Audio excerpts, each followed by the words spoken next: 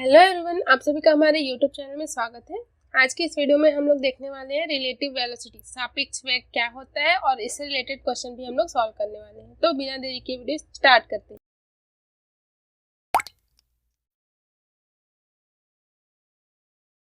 सबसे पहले इसका डेफिनेशन देख लेते हैं। एक वस्तु के दूसरे वस्तु के सापेक्ष समय के साथ स्थिति में परिवर्तन की दर एक वस्तु का दूसरे वस्तु के प्रति सापेक्ष वेग कहलाता है। मतलब एक दूसरे को आपको कंपेयर करके देखना है कि उसके कंपेयर में, पहली वस्तु के कंपेयर में दूसरी वस्तु क्या कर रही है। जैसे हम लोग बस है, अगर हम लोग बस में साथ साथ बैठे हुए हैं, कोई दो पर्सन बैठे हुए हैं, तो एक दूसरे के रिलेटिवली वो दोनों रेस्ट में होंगे। बट बस के बाहर अगर कोई पर्सन है तो उसके लिए वो क्या होगा, उसके सापेक्ष वो गतिशील अवस्था में होगा, ना कि रेस्ट कंडीशन में होगा। तो देखिए, अगर हम लोग यहाँ पे कोई दो वस्तु मान लेते हैं, एक वस्तु A है, एक वस्तु B है, जो कि सेम डायरेक्शन पे जा रहा है। A इधर जा रहा है, B भी इधर जा रहा है, तो इसकी वेलोसिटी VA हो जाएगी, इसकी वेलोसिटी VB हो जाएगी।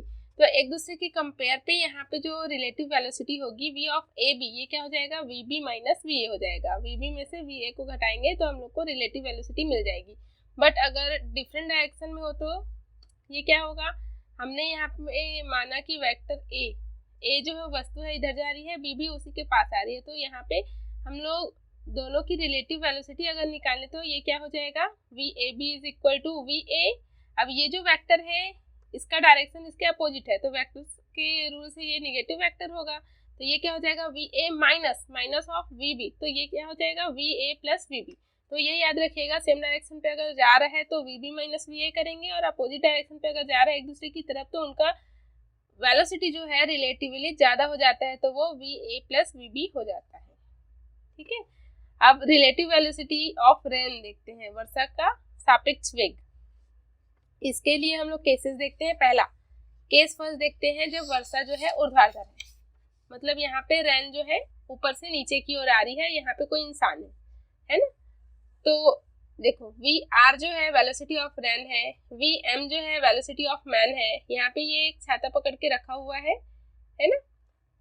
Direction of V R and V M in opposite. देखिए, ये जो रेन हो रही है, वर्षा हो रही है, वो ऊपर से नीचे की ओर आ रही है, और यहाँ पे जो व्यक्ति खड़ा हुआ है, तो ये छाता को क्या है, ऊपर की ओर रखा हुआ है ना। वर्षा क्या है, नीचे की ओर हो रही है, और यहाँ पे जो छाता जो है वो ऊपर की ओर रखा हुआ है, तो दोनों यहाँ पे वेक्टर्स क्या हो जाएंगे, अपोजिट हो जाएंगे। इसलिए यहाँ पे लिखा हुआ है direction of V R and V M in opposite. तो यहाँ पे अगर वेक्टर्स को हम लोग डिफाइन करेंगे तो ये वी आर हो गया, ये वी एम हो गया, यहाँ पे रिजल्टेंट हो गया, इसके साथ ये थीटा एंगल बनाएगा। तो टेन थीटा अगर यहाँ पे हम लोग निकालें, एंगल निकालना है तो टेन थीटा निकालेंगे, तो टेन थीटा इक्वल टू क्या होता है, बेस अपॉन परपेंडिकुलर। तो ये बेस हो गया, वीएम जो हो गया आप लोग का बेस हो गया, और वी आर जो होगा ये परपेंडिकुलर लाइन हो जाएगी, ये आप लोग का हाइपोटेनस होगा, है ना।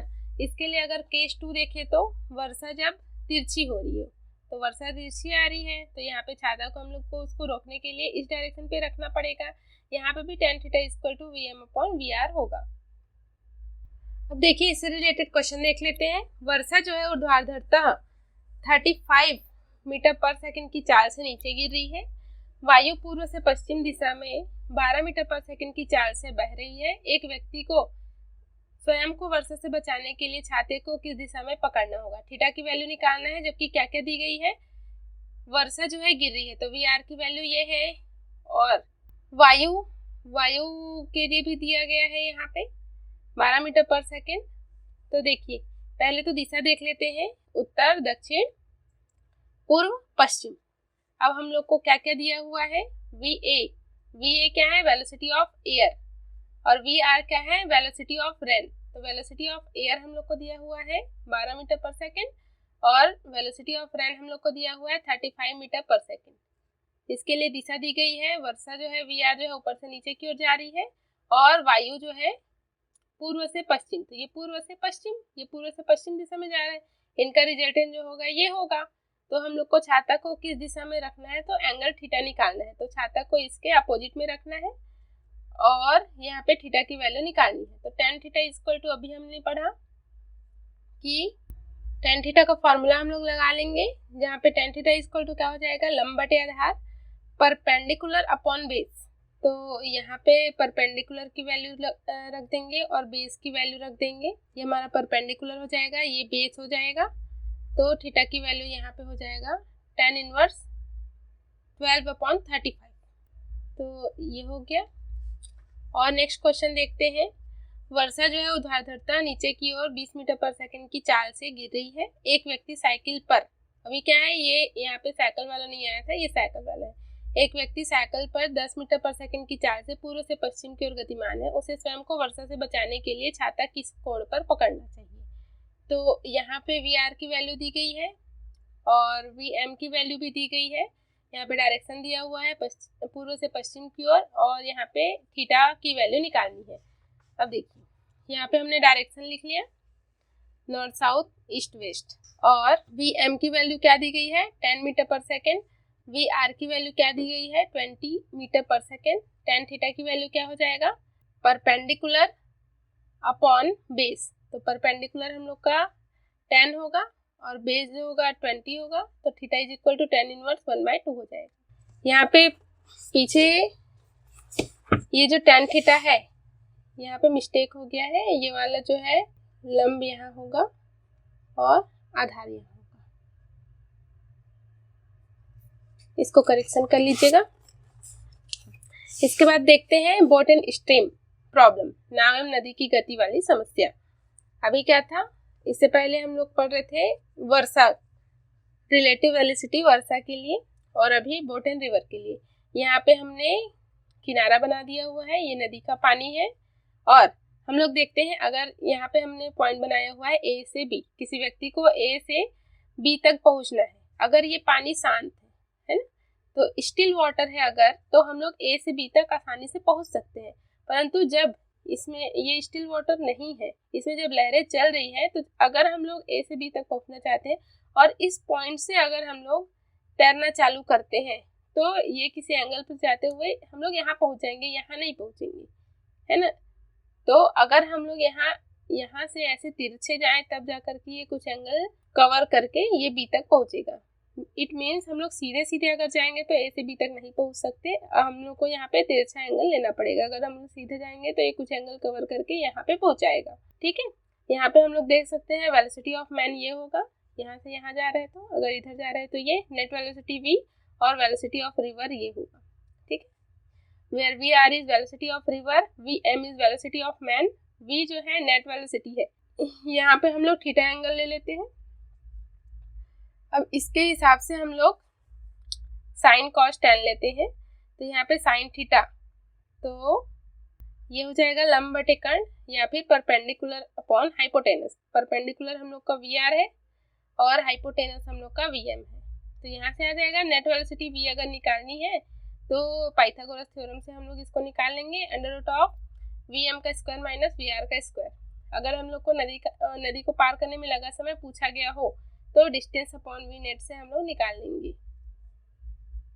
कंडीशन देखते हैं इसके लिए। फर्स्ट कंडीशन है, अगर VR की वैल्यू बड़ी या बराबर होगी VM से, मतलब वेलोसिटी ऑफ रेन अगर ज़्यादा होगा VM से, तो ऐसे में क्या होगा, अगर नदी की लहर ज़्यादा बह रही है, उसकी गति ज़्यादा है और हमारी गति कम है, तो इस स्थिति में हम लोग एक किनारे से दूसरे किनारे तक पहुँच ही नहीं पाएंगे, क्योंकि हमारी गति कम है, ठीक है, हमारा स्पीड कम है इसलिए। सेकंड, अगर दोनों की velocity of river and velocity of man same है, तो अगर मैं मैन हूँ और वहाँ पे मैं 5 मीटर पर सेकेंड के स्पीड से चल रही हूँ और रिवर भी वैसे ही 5 मीटर पर सेकेंड की स्पीड से चल रहा है, तो इस स्थिति पे जो A पॉइंट है वहाँ से B पॉइंट तक मैं पहुँच ही नहीं पाऊंगी। तो इस स्थिति में भी A से B तक पहुँचना असंभव है।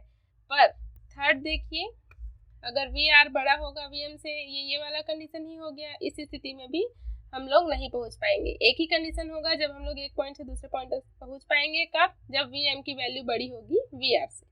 अगर हमारी गति ज़्यादा होगी नदी की लहर से, तब हम लोग एक पॉइंट से दूसरे पॉइंट तक पहुंच पाएंगे, हम उस नदी को पार कर पाएंगे। रिलेटिव वेलोसिटी पे भी अगर हम लोग एक व्यक्ति है दूसरे व्यक्ति का पीछा कर रहा है, तो जो पीछे है उसका वेलोसिटी ज़्यादा होना चाहिए, ना कि आगे वाले का। आगे वाला अगर ज़्यादा गति से भाग रहा है और पीछे वाले कम गति से भाग रहा है, तो फिर वो एक दूसरे को कभी नहीं पकड़ पाएगा, ठीक है। क्वेश्चन देखते हैं इससे रिलेटेड। 800 मीटर चौड़ी एक नदी के प्रवाह का वेग 6 किलोमीटर पर आवर है। एक तैराक, एक स्विमर है जो स्थिर जल में 10 किलोमीटर पर आवर की चाल से तैर सकता है, नदी को न्यूनतम पथ पर पार करना चाहता है, ज्ञात कीजिए। ये याद रखिएगा, यहाँ पे क्या लिखा हुआ है, न्यूनतम पथ पर। न्यूनतम पथ पर अगर पार करना है तो जो मैंने ए से बी पॉइंट अगर बताया है, तो न्यूनतम अगर पार करना है तो वो स्ट्रेट लाइन ही जाए, ठीक है। और यहाँ पे डिस्टेंस दिया गया है नदी के लिए 800 मीटर। पहला क्या पूछा है, उसे किस दिशा में तैरना चाहिए, दूसरा उसकी परिणामी चाल क्या होगी, वी नेट पूछा है, और नदी पार करने में कितना समय लगेगा, समय भी पूछा हुआ है। तो हम सबसे पहले क्या करते हैं, ये ड्रॉ कर लेते हैं। मैंने यहाँ नदी का किनारा ड्रॉ कर लिया है, ए से बी पॉइंट पे जाना है। एस की वैल्यू 800 मीटर दी गई है, 800 मीटर। ये थीटा की वैल्यू ये, वी नेट वी है, और यहाँ पे वेलोसिटी ऑफ मैन ये, वेलोसिटी ऑफ रिवर ये होगा। वी आर की वैल्यू, वेलोसिटी ऑफ रिवर क्या दी गई है, 6 kilometre per our. V M क्या दिया हुआ है, 10 किलोमीटर पर आवर, जो कि स्टिल वाटर के लिए है। यहाँ से हम लोग अगर साइन थीटा की वैल्यू निकालेंगे तो साइन थीटा क्या होता है, परपेंडिकुलर अपॉन हाइपोटेनस। परपेंडिकुलर क्या होगा हमारा, V R, hypotenuse V M. तो वी आर और वी एम की वैल्यू हमको दी गई है 6/10, तो थीटा इक्वल टू क्या हो जाएगा, साइन इनवर्स 6/10। दिशा, किस दिशा में जाना है उसको, ऊर्ध्वाधर से पश्चिम दिशा में। अब देखिए वी नेट निकालना है अगर, तो वी नेट क्या हो जाएगा, यहाँ पे पाइथागोरस थ्योरम लगाएंगे, हाइपोटेनस का स्क्वायर इक्वल टू बेस का स्क्वायर प्लस परपेंडिकुलर का स्क्वायर। तो वी नेट का स्क्वायर इक्वल टू ये हो जाएगा, तो V net equal to under root of V M square plus V R square. यहाँ पे वैल्यूज को रख देंगे, तो ये देखिए ये 100 हो जाएगा माइनस 36, तो ये 64 आएगा। 64 का under root 8 kilometre per hour. समय निकालना है तो दूरी बटे 4 होता है, या फिर time equal to distance upon speed. तो ये हम यहाँ पे रख लिए। 800 मीटर दिया हुआ है, मीटर को किलोमीटर में चेंज करेंगे तो into 10⁻³ because of 1000 metre equal to 1 kilometre. तो ये क्या हो गया, 0.1 आवर, या फिर मिनट में अगर चेंज करेंगे तो इंटू 60 मिनट, तो 6 मिनट ही हो जाएगा। तो इस प्रकार से हम क्वेश्चन को सॉल्व करेंगे। एक और क्वेश्चन देखते हैं। एक व्यक्ति स्थिर जल में नाव को 4 किलोमीटर पर आवर की चाल से चला सकता है।